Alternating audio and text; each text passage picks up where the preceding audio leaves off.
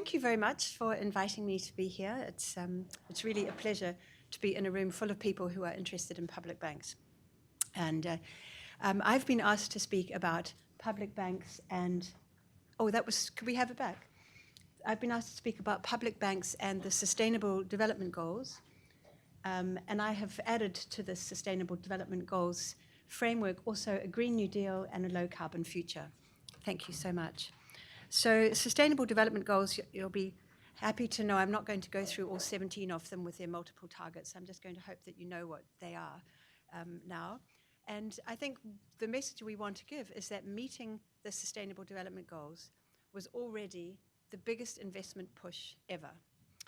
And now we've added on new challenges, responding to climate change and also the ongoing recovery from the health, social, and economic shock of COVID-19. So the three pictures on the slide here tell a story of how today virtually all countries in the world have got ambitious targets and ambitious visions for a future, climate treaties pledged, and also to build back better after COVID. So this is a huge agenda that almost all countries in the world have either pledged officially or informally, but this is what they're promising to deliver, and within a very short time frame. It's less than a decade for the SDGs. Now, this broad agenda bears a great deal of resemblance to the relief, recovery, and reconstruction goals of the New Deal of President Roosevelt in the 1930s, and it's even more ambitious because we've got inclusivity and climate change in there as well. What makes it even more challenging is that it's taking place in a world that is globalized and financialized and intensely interdependent. And this really impacts on our public banks in ways that are not immediately obvious. On top of that, as we are all feeling now, I think the world is fractured and vulnerable and entering another, on one of our TDRs, we called it the era of anxiety. And I think we're certainly in an era of anxiety right now, with people concerned about inflation and interest rates and financial market meltdown. It's more than anxiety, I think, it's even fear. So the latest UNCTAD report warns of a global downturn that could be worse than what we went through in 2007 and 2008. Doesn't have to happen, and it could still be changed if we had different policies on the part of, very important part of the public banking universe, that's the central banks. But if we don't stop this path that we're going on, our calculations estimate that we're going to lose about 20% of global GDP. And all of these efforts are going to ripple through the financial markets and through the economy, although of course it'll be the poorest who are. Now, public banks are going to be part of this. Public banks will be called upon. They are a tool and an instrument of government, and all governments will be turning to their public banks, looking for them to provide some relief before we get to the next stage of recovery and reconstruction. So just to give you a rather beautiful and I think terrifying photo, this is the cover of our latest Trade and Development report. And in this fractured and very vulnerable, think about what is the role of public banks and how might they be impacted by this confluence of high ambitions of the SDGs and the targets, but also this very uncertain and fragile economy. One of the things that has been resonating through all the presentations this morning is that the capitalization of banks matters, how much money they've got and where they get it from.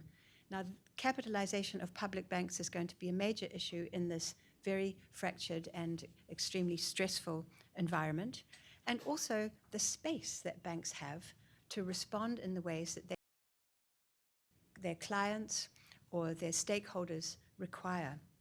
The space to do social and humanitarian or non-profitable uplifting at the same time as meeting their requirements to make a revenue. They're banks, they're not grant institutions, but how they juggle this very, very difficult terrain. So I'm going to use 4 lenses just to share with you some of the research that we're doing in UNCTAD. Oh, I should say, I don't know if you know UNCTAD, but we are a sort of think tank of the United Nations. We're about 500 people. We were set up in 1964 to be a permanent conference where developing countries, well, in fact all countries, but particularly for developing countries, where research and consensus building and advocacy could take place to try and support them. And so, as I say, we're a sort of a research institution of lawyers and economists and various other expertises.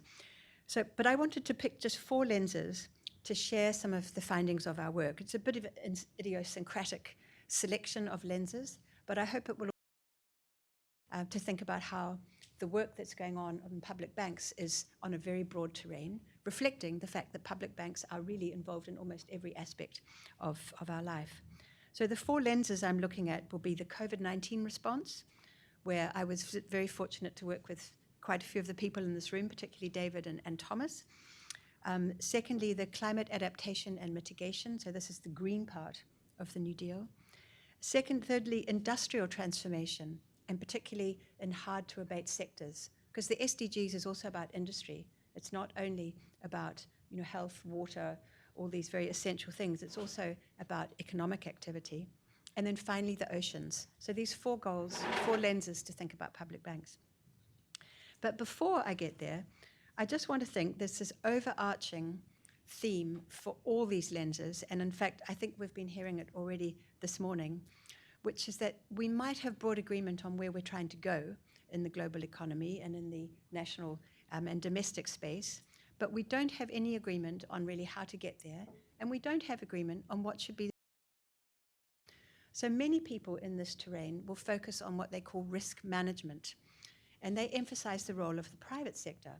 And in this vision, the role of the state is reduced to, it's called de-risking, but it's not really de-risking, it's just shifting risk, moving risk to another place, moving that risk so that the private finance, supported by commercial banks, will be encouraged to enter. So in this view, government and public banks should really stay back, do as little as possible other than supporting the people who really have the expertise in the commercial sector. However, this view is obviously not the one that's shared by UNCTAD. And we would say that to achieve the SDGs and climate change, it's not about protecting already existing, which is mostly about what de-risking is. It's about transformation, and development. And so this is not a risk management story. This is a kind of heavy lifting story that we do not expect private banks to do this. It's not their role to do it. We don't expect it, and it's only public banks that have got this long-term vision, so different and non-commercial principles, and the willingness to leap forward when others are pulling back. So turning to our first slide, this was a book. David's put some copies in the back for you, if you're able to pick some up. It's Public Banks and COVID-19. So what we discovered at the start of COVID, we all of us working from our kitchen tables, David, Thomas, and I, and another 20 people all around the world, interviewing public banks from almost all the quarters of the world. And then follow-up work, which I took on the year after that, again, going back to public banks and asking them about what had they done during COVID and what were they planning to do. So our very first finding from all of this work is that in almost all the public banks that we interviewed, their lending in 2020 was bigger than 2019, often much bigger. Okay, so I just got a surprising 2-minute call, so thank you for that. But the point I want to make quickly is that private banks did not do that. It was the public banks that were counter-cyclical, and nature often of their lending activities, their different modalities, they really pulled out all the stops because they saw that as their role and their mandate. And the scale and speed of this response was determined largely by their capitalization.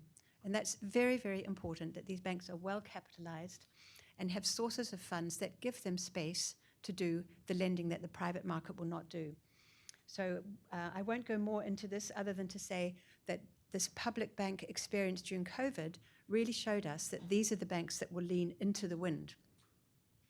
The second thing I want to think about relates to green adaptation and mitigation. And as Heather and Marc-André mentioned earlier this morning, also not be having the positive impact that was desired. And what we see here, this is the issue is, so that's my timer. So may I just have 1 minute? Of course. So what we find here is that in the bond market, public banks are major players. In the bond market for green activity and climate activity, about half the issuers are either local banks, sovereign banks, public banks, all sorts of different public institutions are lending money to the private sector into this green space. However, what we find is even though there's $1 trillion of it out there, it's not really contributing to the impact that is expected. When we did a study of a large number of these bonds, none of them, not one, had the contingent clause that the company who had received the bond actually had to follow through on the promise that had been part of the issuance. They promised to do some kind of green activity. It was not checked. It was not monitored. So this is not a way to get transformative change. We looked in particular at this hard-to-abate sector of petrochemicals. Petrochemicals is huge. It's a fossil fuel moving through into fertilizers and plastics and all of these important things that have become so useful in our daily life, but also very problematic. So public banks used to be very involved in petrochemicals.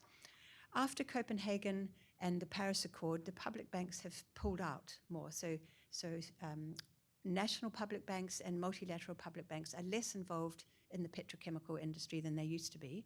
But it's actually not clear if this is a good thing, because if they were still these firms. So this is an area that's open for research that I hope we don't have answers to it yet. But certainly what we find is that you can't expect the market for bonds and petrochemicals to be transformative, because out of 2,400 bonds that my team looked at, only a handful were green and only 2 had contingent requirements for performance that was linked to having received the money.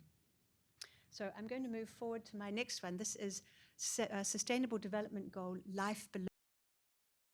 And I put this beautiful picture here to try and convince my boss that this was actually important, because he's from a landlocked country and doesn't think much about oceans, but you won't have that same constraint here. Who is funding the Sustainable Development Goals in oceans? Well, ocean assets are estimated to be worth $24 trillion. How you put money on this, don't ask me. But certainly the trade in ocean goods and services is about $3 trillion. And it's quite easy to get private commercial banks to finance these tradable activities of ports, have you. But what they do not fund is the underlying investment in the health of these nations. So if you look at the tiny little squares here,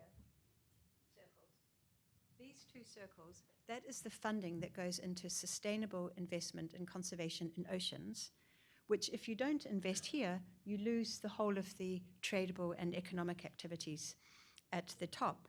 But even the public global funds, for example, only 9 out of 200 projects are oceans. Only a very small number are issued as blue, and their activities are mostly related to activities on the land.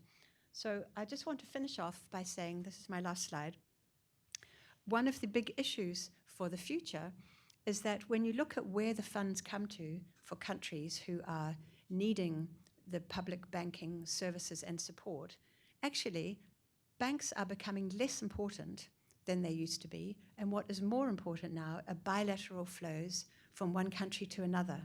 Now these are multilateral and regional banks that I've got here, the gray, and the blue is the direct. I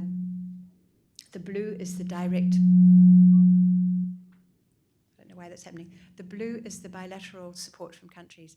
Now this is a real problem, because if you have a bank which is a well-run bank, it's transparent, it's well-regulated, it has reliable sources of income, and it has many members, that can be a much more inclusive way of lending money. Bilaterals are negotiated and political, and not all countries can do them. So I just want to leave us here that as some of these multilateral banks have become less public-oriented in their lending, what is happening is that countries are using them less and turning to other sources. It's dangerous. This is a dangerous trend, because we're losing much of the good things about the public banks. So I'm going to stop. Thank you very much for your time, and I hope that this has given you a bit of a flavor of some of the work that we're doing in UNCTAD on public banks.